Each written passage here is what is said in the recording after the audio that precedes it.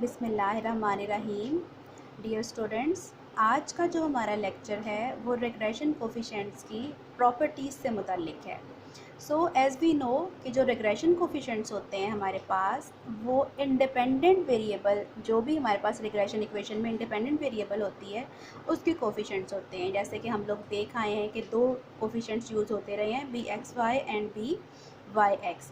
सो B X Y जो है वो रिग्रेशन कोफिशिएंट होगा एक्स ऑन वाई का, यानी कि वाई जो है जिस इक्वेशन में हमारे पास वाई इंडिपेंडेंट वेरिएबल होगा और एक्स डिपेंडेंट वेरिएबल होगा, and it will measure the change occurring in X for unit change in Y.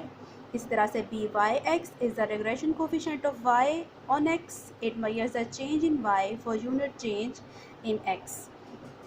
तो आज का जो मेन टॉपिक है वो इनकी प्रॉपर्टीज़ से मुताल्लिक है। इसकी जो फर्स्ट प्रॉपर्टी है वो ये है कि जो रिग्रेशन कोफिशिएंट्स होते हैं they remain unchanged due to change in origin but change due to change in scale. या आप लोग इसको इस तरह से भी कह सकते हो कि जो रिग्रेशन कोफिशिएंट्स हैं they are independent of the change of origin but are dependent of the change of scale. हाँ, यानी कि आप लोगों को अच्छे तरीके से पता है कि चेंज ऑफ ओरिजिन का क्या मतलब है और चेंज ऑफ स्केल का क्या मतलब है।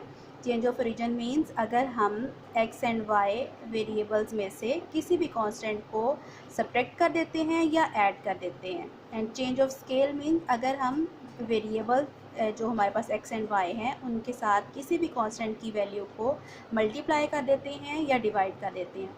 तो चेंज ऑफ ओरिजिन से तो रिग्रेशन कोफिशिएंट्स की वैल्यूज़ पे कोई फ़र्क नहीं पड़ेगा, they will remain the same. लेकिन चेंज ऑफ स्केल से रिग्रेशन कोफिशिएंट्स जो हैं दे विल बी अफेक्टेड, उनमें चेंज आएगी।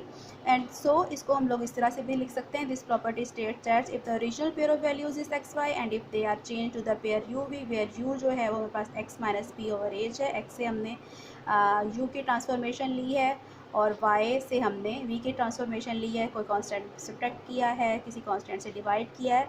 तो बी वाई एक्स जो है वो डायरेक्ट बी यू वी के इक्वल नहीं हो जाएगा, बल्कि k ओवर 8 से हम लोग इसको मल्टीप्लाई करेंगे तब ये बी वाई एक्स के इक्वल आएगा।